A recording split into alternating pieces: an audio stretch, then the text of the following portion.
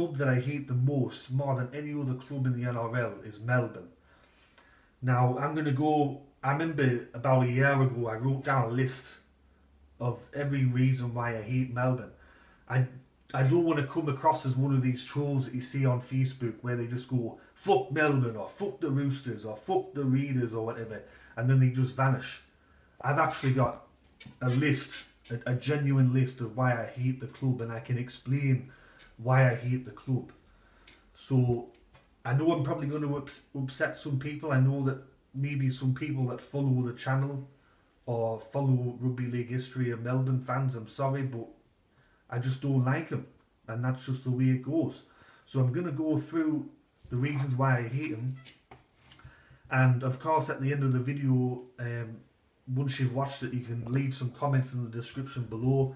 You can call me all sorts. It's no bother to me. I've always said from the get-go that my channel is not going to be a PC channel. It's going to be straight from the heart. So let's get into it. So number one, the foundations of the club being founded by John Rebo, and originally were a Super League club, and that was meant to compete in the 1998 Super League season. But with the peace deal, they were placed in the NRL instead. Number two, the players. So in the past they've had Billy Slater, Cooper Cronk, Cameron Smith, Will Chambers. There's a common theme there. They're all Queenslanders.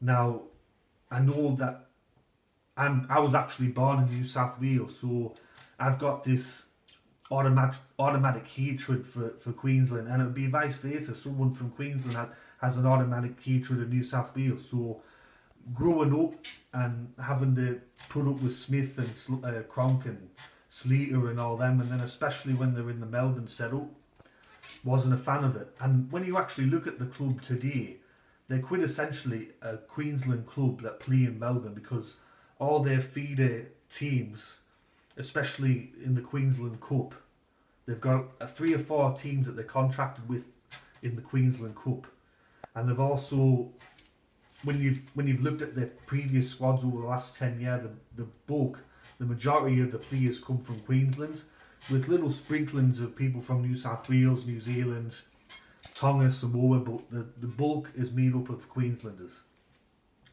Number 3, the salary cap saga. Well, we all know about that, so I'm not going to get into that. Number 4, their games against Parramatta, and 6 occasions they've beaten us in the finals.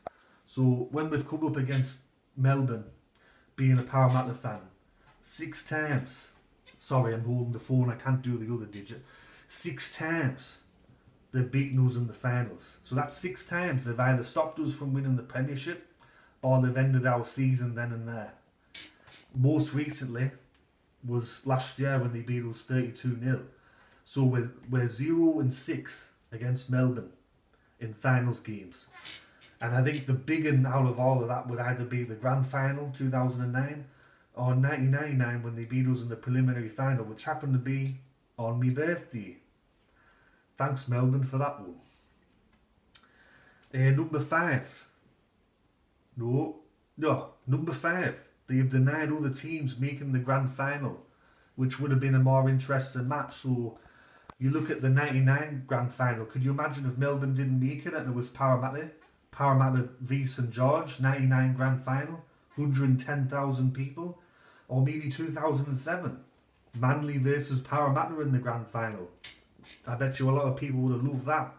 Or maybe even 2008, Manly versus Cronulla in the grand final. Could you imagine that? 30-year.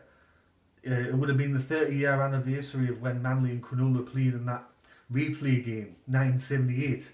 Instead, we got Melbourne and Manly. But just imagine if it was Manly and Cronulla. That would have been smashing. I would have loved that. Number 6, Craig Bellamy. I've never liked him ever. And by some of the statements that he's made, he's unrepentant about the salary cap. So you can do your own research on that. I've done mine. But time and time again, he's always defended the club and how the salary cap thing went about. He's very unrepentant about how it went about. So, and just the fact that he's not a likable person. I've seen him sometimes the club's winning by 20 or 30 points, and there's 30 seconds ago when someone drops the ball, and you see him in the commentary in the box where the coach is sitting, he's going fucking hell, and he's fucking smashing the window and smashing the doors. You kind of go, fucking settle down, mate. Number 7, the fans. How they keep saying that they've won 5 premierships. Well, no, you haven't. You've only won 3. 2 of them were stripped from the salary cap, so stop saying that you've won 5 premierships. Another thing that I don't like, that I see them comment a lot on Facebook and other social platforms, is that they say that there's a conspiracy theory against the club and how the NRL hates them. If the NRL hated Melbourne, they certainly wouldn't be where they are at the moment. You look at the last 10 years and how successful they've been. If the NRL hated Melbourne, they wouldn't be where they are. Just look at the success that they've had in the last 10 years and where they've finished. Also, on top of that, some of the comments that they've either made about previous players that have played for the club, you know, legends of the club, Greg Inglis, Cooper Cronk, booing Cooper Cronk every time he touched the ball. I've seen some comments on Facebook and even comments at games where you get Melbourne players that were abusing Greg Inglis, saying kill the cunt and all this keeper, and you kind of think, he's one of your club legends, why are you speaking to him like that for? Number 8. So in 2017, the club celebrated their 10-year anniversary of the 2007 NRL Premiership, which was stripped for salary cap breaches. But they held a gala dinner to celebrate 10 years from it anyway, and went ahead with it like they won it. That's a low act, I reckon, me. Their current CEO and administration, and when Billy Slater retired, they said on live television that Billy Slater's been a great servant of the club and he's won 4 premierships. Once again, in denial. You had 2 of them stripped for salary cap. Why you keep saying that he's won 4? He only won 2. I'm pretty sure most of you would agree with this one. They get 50-50 calls and they always seem to get the luck of the draw. So I've noticed with Melbourne over the years, they seem to get a lot of 50-50 calls and the luck of the draw when it comes to the referees. I'm not too sure if I'm the only person that notices that, but I've heard it many, many times how people always see Melbourne get favourable calls. Number 11. Even when they lose fair and square, the fans try to make up excuses as to why they've lost. They just can't accept that they've lost a game, like other fans. Number 12, the Danny Williams incident. So if you don't remember, Danny Williams used to play for North Sydney, then he went to Melbourne. 2003 or 2004 at Leichhardt Oval, he punched O'Neill, who was one of the senior players from the West Tigers, when he wasn't looking. It was a dog shot right in the side of the head, knocked him clean out. And Danny Williams was looking at a massive ban, and Melbourne, instead of saying, look, this is going to be hard to defend this, we can't defend you on this, Danny, he actually went in the bat for him and tried to see how he had amnesia and all that, and everyone else is going, no, he just dog shotted O'Neill when he wasn't looking. It was one of the most disgusting things I've ever seen on a rugby league field, and Melbourne defended Danny Williams. He ended up getting about 18 weeks for it, I think, by memory.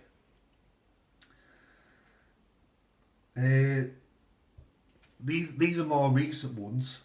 Cameron Munster, the 2018 Grand Final, he kicks Joseph Manu right in the back of the head like he's a football.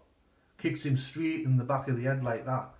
Gets sin bin, but escapes charge. Doesn't even get suspended, doesn't even get a fine for that. I bet you if another player, another club did it, you'd be out for a couple of months. Because if you watch the replay, he full on kicked him in the back of the head when he was on the ground. Got sin bin for that. Number 15. Cameron Smith making fun of Nathan Hindmarsh on Fox Sports. If you've ever seen a couple of the live coverages where you got them in the studio, they go to the players on the ground. A couple of times Cameron Smith, he's made a few digs about Nathan Ironmarsh not winning the Premiership. Now I kind of find that a bit rich when Cameron Smith was part of the salary cap cheating teams, and especially the one that beat Parramatta in the 2009 Grand Final. I find it very, very rich that he stands there on the field and he gives it to Nathan Ironmarsh, and Nathan Ironmarsh just has to sit there and cop it. I think that's fucking low me. This was a couple of years ago. Cameron Smith declaring 2007 and 2009 should be retained to the club as premierships, despite deliberately cheating the cap, as I've mentioned about half a dozen times already. And then trying to compare Melbourne's salary cap problems to Cronulla's salary cap problems. So Cameron Smith was going on Cronulla's, what they did is exactly the same as us. Well, no, sorry, it wasn't. Cronulla didn't have two separate books that they were submitting to the NRL. They weren't over the cap as much as you were. Now, Cronulla are no saints. You know, they're not perfect either. But when you're trying to compare what Melbourne did to what Cronulla did and then try to use that as an excuse to get back the premierships, that's low.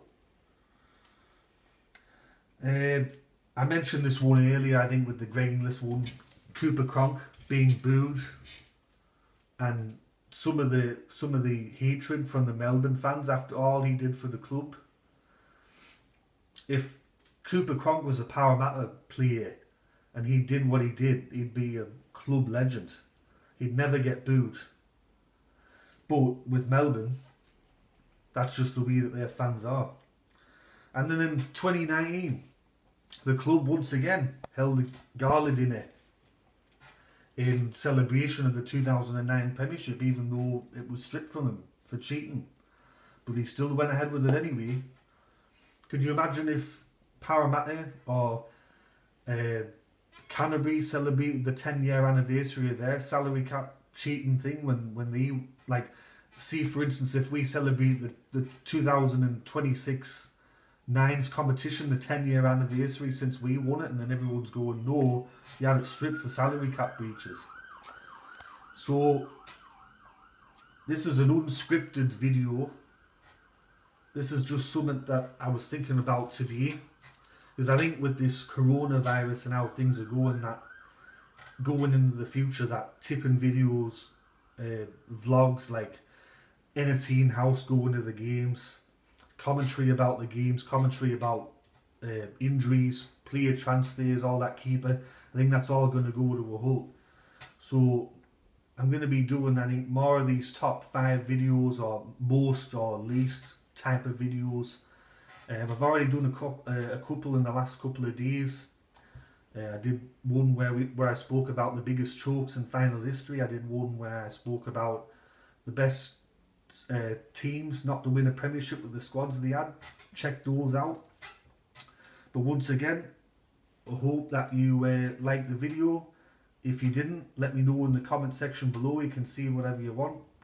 It's no bother to me. I hope that you all have a smashing week, and I'll be doing my tipping video on Wednesday, so stay tuned for that.